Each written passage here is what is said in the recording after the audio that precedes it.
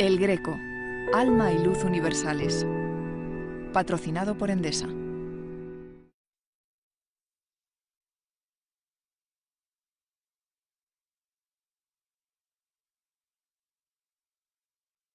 Diego es una persona que tiene una capacidad de fundir, es una especie de esponja de todo. El Greco funciona igual en el conjunto, que es una maravilla, cómo distribuye los espacios, cómo trabaja los volúmenes o cómo realiza todo, es igual que en los detalles. Un hombre que puede fusionar diferentes tradiciones con una voluntad, diríamos, de expresión personal altísima. En el mejor Greco hay siempre mucha huella de otros pintores, de otros maestros, y al mismo tiempo estamos viendo siempre al Greco.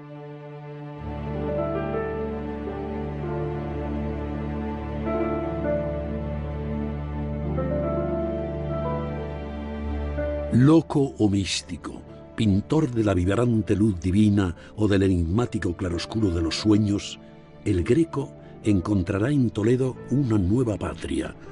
Toledo le da su única mujer y su único hijo, pero su carácter se agria.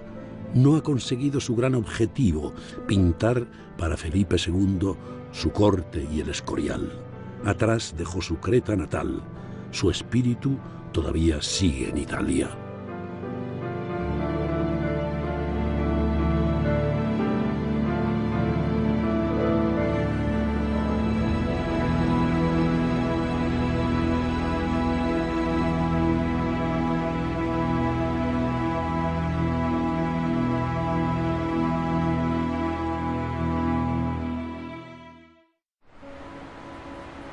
Miguel Ángel decía de sí mismo que no era pintor. La magnificencia de la Capilla Sixtina le quitó la razón. Aunque no para todos. El Greco se había atrevido a decir que él podría pintarla mejor y más decentemente. Ahora en Toledo aflorará Miguel Ángel en su obra. Aunque él luego declararía que Miguel Ángel era un buen hombre pero no sabía pintar, que nos parece hoy en día algo bastante increíble de decir, pero está claro que tuvo la ocasión de ver también las grandes obras de Miguel Ángel, la Capilla Sixtina, por supuesto, y por lo tanto podemos pensar que eso fue un shock para él. Miguel Ángel pintó esculturas en la Sixtina, y yo pinté Miguel Ángel en mi primer encargo toledano.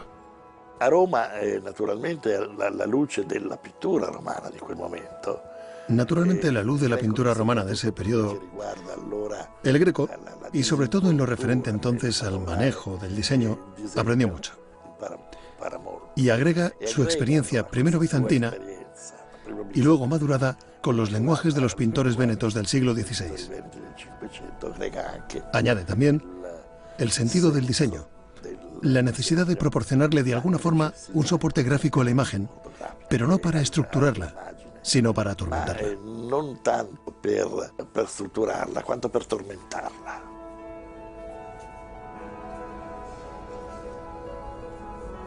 Las figuras del retablo mayor de Santo Domingo el Antiguo muestran una más que notoria herencia del genio florentino. El Greco y Miguel Ángel compartieron algo más: avanzar con su arte hacia el futuro. Un camino que para el Greco estaba en España.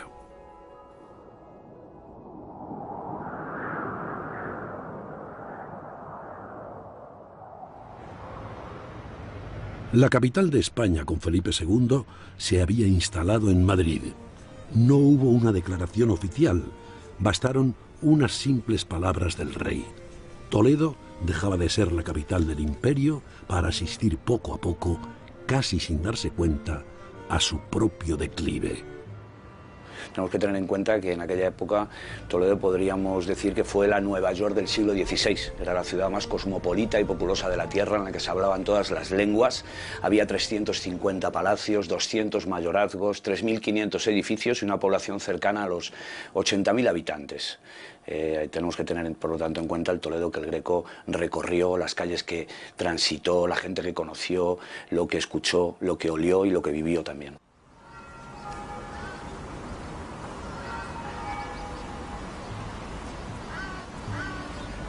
A medida que los miembros destacados de la corte abandonaban Toledo, la ciudad empezaba como una anciana a ver sus ropas raídas. Este declive fue paralelo con los años al del mismo Greco, aunque solo en vitalidad y en dinero. Lo que llamaríais con el devenir del tiempo siglo de oro se fraguaba entonces en Toledo. En mis pasos me crucé con los españoles más grandes de aquellos años. Hay una relación muy importante del Greco con el ambiente intelectual del Toledo de aquellos años.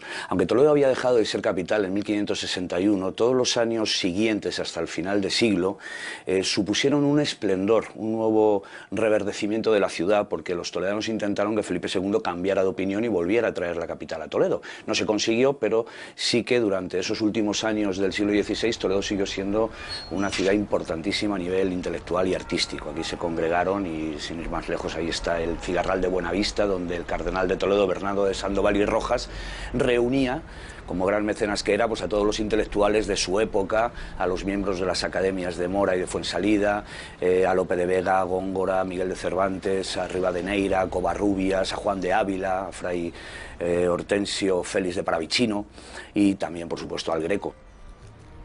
Teresa de Cepeda, Juan de la Cruz, reformadores del espíritu. Cervantes, retratista del verdadero español.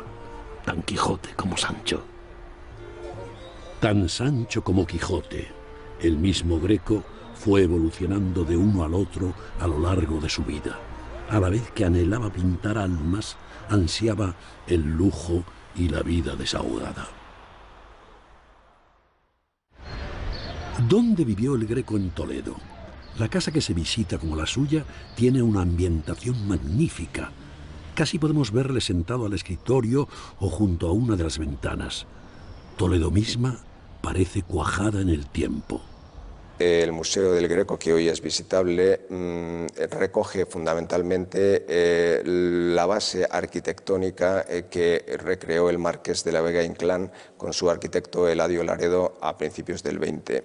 Ha sufrido o ha tenido una serie de modificaciones y lo que hoy está abierto al público prácticamente nada tiene que ver con la supuesta casa en la que vivió el Greco en las dependencias del Marqués de Villena, que están aproximadamente a 100-150 metros de aquí. Lo que se recrea, lo que se ofrece es más una idealización de lo que pudo ser una morada toledana de finales del siglo XVI, en la que supuestamente pudo haber vivido el Greco, instalado en ella su taller. Primero viví en unas habitaciones alquiladas en las casas del Marqués de Villena. El cuarto real con la cocina, el portal entre los patios con un sótano y una cuadra, con otra pieza en el sótano. El Greco cambiaría de domicilio para volver después al mismo lugar, pero esta vez a las casas principales del marqués. Los encargos iban llegando y con ellos los enormes pagos. Su vida mejoraba, su fama crecía, aunque no así sus discípulos ni sus amigos. No fui hombre inclinado a darse a todos. Miraba hacia adentro, no hacia el mundo.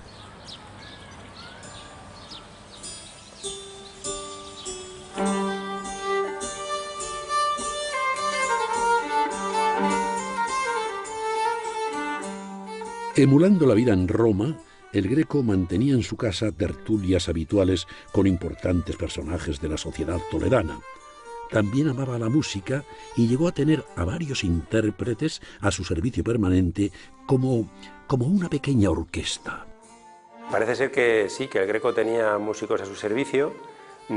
Era una persona pudiente, muy rica en aquella época, porque tenía una casa enorme, ¿verdad? Con mucha servidumbre, y entre esos siervos o criados, digamos, había también músicos.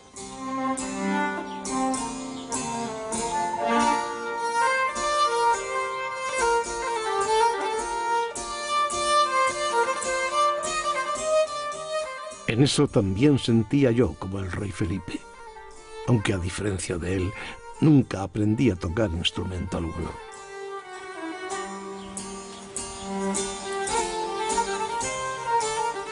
En las iglesias y calles toledanas, el Greco tuvo que escuchar distintos tipos de música, incluso con raíces que le evocaran su tierra natal.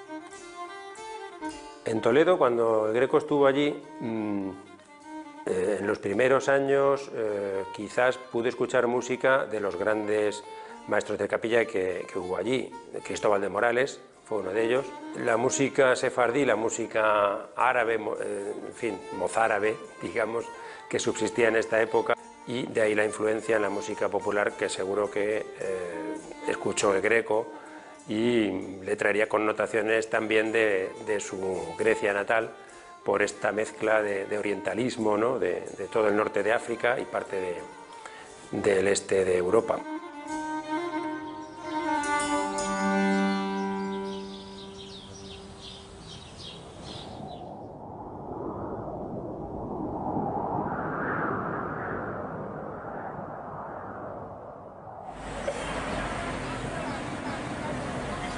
Fama, dinero, intensa vida social, pero escasas amistades verdaderas y sequía de discípulos. El Greco como persona se mostraba arisco, prepotente, hermético. Consciente de ser un gran artista, despreciaba a quien no era capaz de entender su obra. En Roma tenía que, para poder tener un papel fundamental en la pintura, tenía unas ciertas dificultades, y de hecho, bueno, pues el paso a España debió de ser lo mismo, para buscar un lugar propio donde fuera un pintor reconocido, ¿no? Si habláis de mi arte, sabed que yo estaba bien seguro de él. No necesitaba seguidores ni aduladores. Un fuego interior impulsaba al Greco a crecer como pintor, a avanzar en su búsqueda artística del alma apresada en un suspiro, en un instante, en un cuadro. Mientras, solo 2 discípulos trabajaban con él, Luis Tristán y Francisco Preboste. No quise más discípulos. Luego lo sería también mi hijo Jorge Manuel.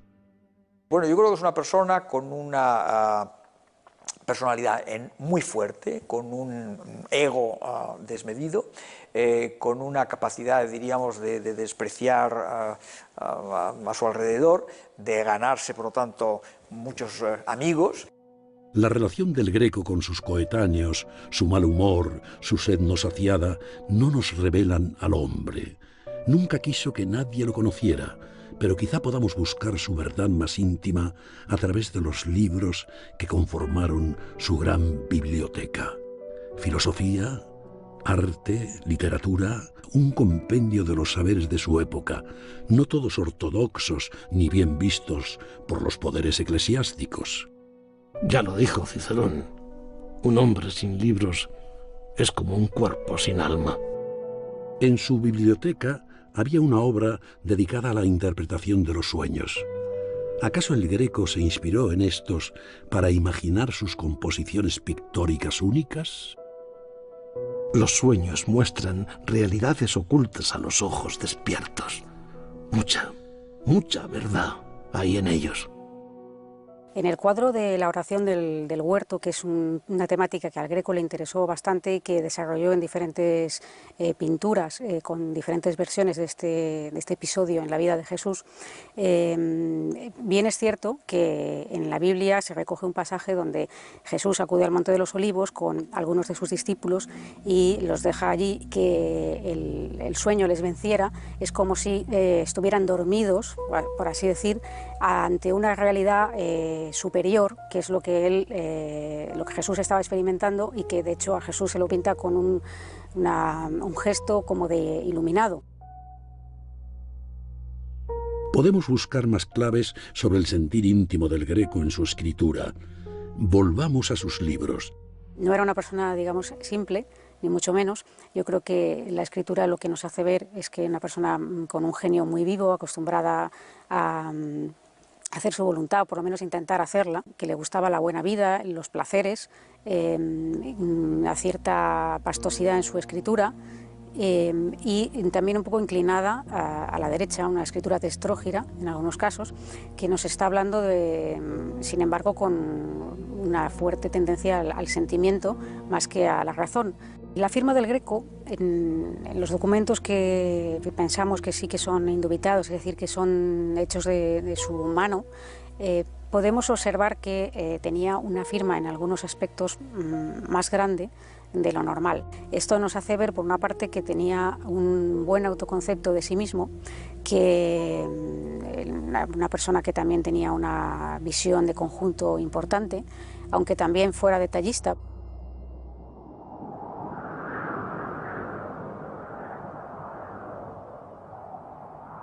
La fuerza misteriosa de la obra del Greco ha sido objeto de estudio. Se ha dicho de él que tenía algún defecto en la visión, que usó a dementes como modelos, que él mismo padecía una enfermedad mental, que era extravagante. ¿Y qué hombre excepcional no ha sido extravagante?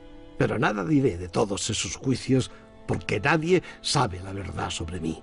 Ahí está mi obra. Júzgueseme por ella. ¿Qué puede haber de cierto en la teoría de que el Greco sufría un problema en la vista como el astigmatismo, que le hacía pintar las figuras más alargadas? Imaginamos que existiera de verdad algún problema extraño, según el cual uno siempre ve las cosas alargadas. Eso le ocurrirá siempre, le ocurrirá con el modelo y con el cuadro. Así que el modelo lo verá alargado y el cuadro lo verá todavía más alargado, porque lo ha pintado ya alargado. El efecto no es reversible. Si uno ve las cosas alargadas, cuando ve una cosa alargada no la ve achatada. No puede ser que las cosas vayan y vengan. La pintará tal y como lo ve. El cómo vemos cada uno en nuestra cabeza es algo que no nos podemos comunicar. Aparentemente, digamos que una persona intenta reproducir en el cuadro más o menos la realidad de lo que ve. Lo que hay en el Greco es un estilo muy propio, una forma muy particular de tratar los temas. Como los pintores de aquella época al final están muy limitados en cuanto a sus elecciones, el genio del pintor se acaba manifestando en ese tipo de detalles. Lo que sí hizo el Greco es pintar al cardenal Niño de Guevara con gafas, algo que sorprende en plena frontera entre los siglos XVI y XVII. Pues digamos que son gafas de moda, es unas gafas que en ese momento pues también tienen una particularidad, que es la forma en la que se agarran las orejas. Y bueno, pues en el estatus del cardenal, con la edad que tiene, las gafas están bien connotadas. Es una persona mayor, una persona de respeto, de un elevado nivel, culta, que lee, que necesita las gafas porque es una persona que ya es presbita, y esas gafas son un signo más de su estatus. Lo cierto es que nadie pintaba como el Greco en su tiempo, y nadie volvió a pintar como él en siglos. Su arte solo fue bueno para él mismo. Imprimí mi mano en los siglos. El tiempo me dio razón y comprensión. Me adelanté a mis contemporáneos. El médico portugués Ricardo de Almeida Jorge defendió la tesis de que la causa que llevó al Greco a pintar como lo hacía fue nada menos que la locura. Un desequilibrio mental paranoide basado en las malformaciones de las cabezas pintadas por el artista. La verdad es que la interpretación de las enfermedades psiquiátricas a través del arte es algo que hoy día está un poco desprestigiado, es más bien científico. Es verdad que durante un tiempo se estuvieron utilizando para realizar análisis de la personalidad de los pacientes psiquiátricos y demás, pero la conclusión hoy día es que eso no es sistemático. Digamos que los alargamientos de figuras que hacía el Greco mostraban más un aspecto de su personalidad y de lo que él quería destacar en los cuadros más que una patología mental. Digamos que ni todos los que tienen una patología mental lo plasman en el arte, ni cualquier alteración en el arte va a implicar que el que lo haya hecho tenga una patología mental. En el colmo de las explicaciones peregrinas, el británico Huxley llegó a afirmar que el estilo pictórico del Greco se debía a un recuerdo prenatal del angosto vientre materno. Pero ¿qué puede decirnos la moderna psicología sobre el modo de pintar del Greco? Lo que está haciendo el Greco es utilizar un truco, vamos a decirlo así, o unas tretas que utilizan mucho en los artistas y que la neurociencia ha descubierto que son muy eficaces a la hora de llamar la atención y de considerar una obra de arte como algo muy atractivo y muy valioso. Normalmente una que utiliza mucho el Greco es precisamente anular o cancelar aspectos del estímulo, varios aspectos del estímulo, y quedarse solo con unos. Por ejemplo, la forma, la figura, la silueta.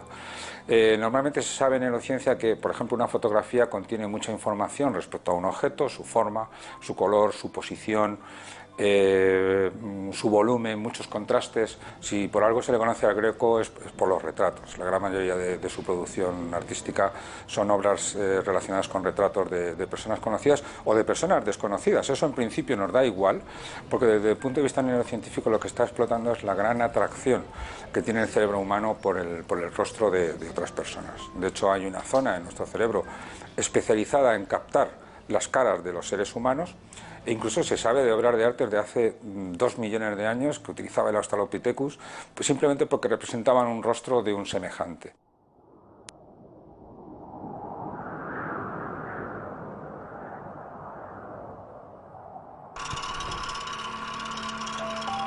Al margen de sus ángeles y demonios interiores, de su estilo como pintor, de los intereses y motivaciones que daban sentido a su obra, la ciencia moderna nos ofrece datos sobre cómo pintaba el Greco que ni él mismo pudo sospechar que llegaran un día a conocerse.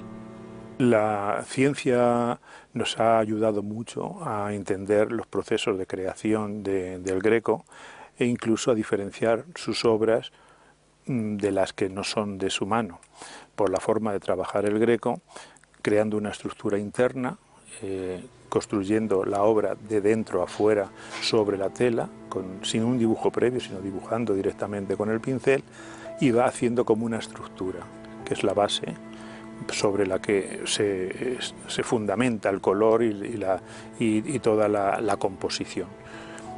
Eso lo hemos podido ver ahora muy claramente gracias a las radiografías. Sobre los pasos del Greco a la hora de pintar sus cuadros. ¿Cómo trabajaba? Aquí todos los cuadros están realizados sobre tela, solamente hay una excepción, que sería la tablita, el boceto para El sueño de Felipe II, que está en Londres, y bueno, también la Santa Faz del retablo de Santo Domingo el Antiguo. Lo demás está todo sobre lienzo. Y él suele usar 2 tipos de telas, el tafetán para retratos y cuadros de pequeño formato, y todos los lienzos de altar están hechos sobre tela de mantel, tela de mantelillo. Sobre esa preparación, sobre esa tela ya puesta en el bastidor, él pone una capa de cola y yeso mate, y sobre esa capa blanca pone otra, que es la imprimación rojiza, anaranjada, varía según la época, que es la que va a usar como medio tono de color. ¿Pero qué me decís de cómo materializaba lo que mi mente concebía sobre el lienzo? Directamente sobre esa superficie rosácea, amarronada, va a dibujar los trazos fundamentales de la composición del cuadro, de la figura, con negro directamente con el pincel, como un encaje. Y luego va a ir poniendo los tonos máximos de luz con blanco, y entre el negro y el blanco va a ir arrastrando el color para conseguir los medios tonos. Y eso lo va haciendo continuamente. ¿Acaso habéis descubierto también por mala aventura cómo creaba formas, figuras, colores? El color siempre va suelto, es pintura técnicamente veneciana, a base de manchas de color, veladuras y arrastres, y va superponiendo los colores para, por transparencia, conseguir la riqueza de colorido que tiene una pintura veneciana. Y luego, al final, pues suele velar, que eso es muy importante. Los fondos azules, que son fuertes, normalmente van velados para que el fondo quede en segundo plano, no venga a primer plano. Aunque el Greco cobraba cifras astronómicas, tardaba más de lo debido en acabar sus cuadros. Pero no era un pintor lento, como demuestra largo y vivaz el trazo de su pincel. Esa es la apariencia. Y es lo que nos decía Pacheco cuando le vio trabajar. Hay que ver lo que trabaja el Greco para que parezca que sus cuadros no están trabajados. Que no es un brochazo, 3 brochazos y se ha pintado. Eso es lo que cree la gente. El Greco trabaja muchísimo las obras. Y eso es lo que confunde a los que falsifican o copian, ¿no? Esa espontaneidad aparente de su pintura, ese trazo tan libre y tan suelto, es fruto de una reflexión y una seguridad en la técnica para conseguir algo que ya él sabe que está buscando desde antes de empezar el cuadro. Y todo eso requiere un trabajo interno bastante potente, que parece sencillo, pero que no lo es. La genialidad casi nunca se nota. Quizás se tratara del deseo de que valoraran más su obra, haciendo creer que se pintaba en más tiempo. ¿Trabajo previo de concepción y reflexión? ¿O típica picaresca española de este griego adoptado por Toledo?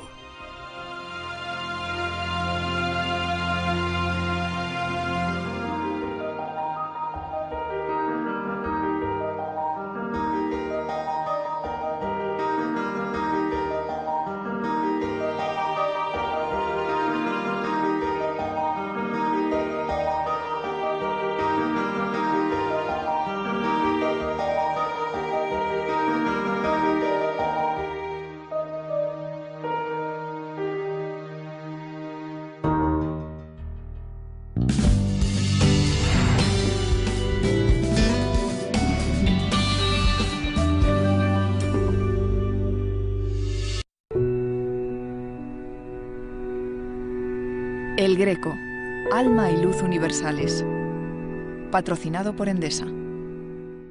Fusionar diferentes tradiciones con una voluntad, diríamos, de expresión personal altísima. En el mejor Greco hay siempre mucha huella de otros pintores, de otros maestros, y al mismo tiempo estamos viendo siempre al Greco.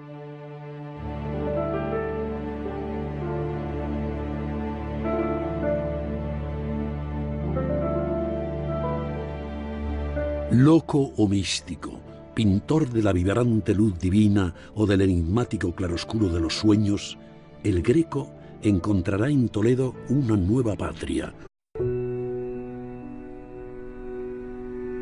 El Greco, alma y luz universales. Patrocinado por Endesa.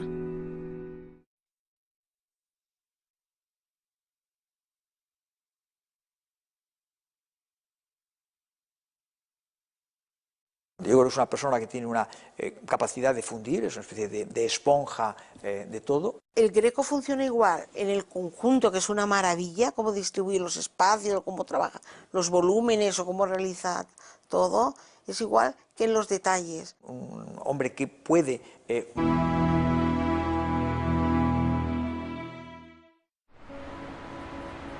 Miguel Ángel decía de sí mismo que no era pintor. La magnificencia de la Capilla Sixtina le quitó la razón. Aunque no para todos. El Greco se había atrevido a decir que él podría pintarla mejor y más decentemente. Ahora en Toledo aflorará Miguel Ángel en su obra. Aunque él luego declararía que Miguel Ángel era un buen hombre pero no sabía pintar, que nos parece hoy en día algo bastante increíble de decir, pero... Toledo le da su única mujer y su único hijo, pero su carácter se agria.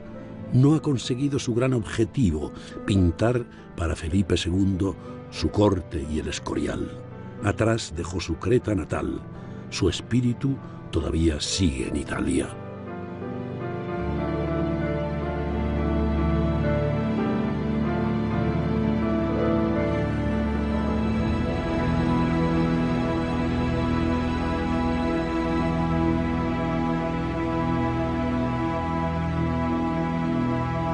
Está claro que tuvo la ocasión de ver también las grandes obras de Miguel Ángel, la Capilla Sixtina, por supuesto, y por lo tanto podemos pensar que eso fue un shock para él. Miguel Ángel pintó esculturas en la Sixtina, y yo pinté Miguel Ángel en mi primer encargo toledano. A Roma, naturalmente, la luce della pittura romana di quel momento. Naturalmente, la luz de la pintura romana de ese periodo, el Greco, y sobre todo en lo referente entonces al manejo del diseño, aprendió mucho. Y agrega su experiencia primero bizantina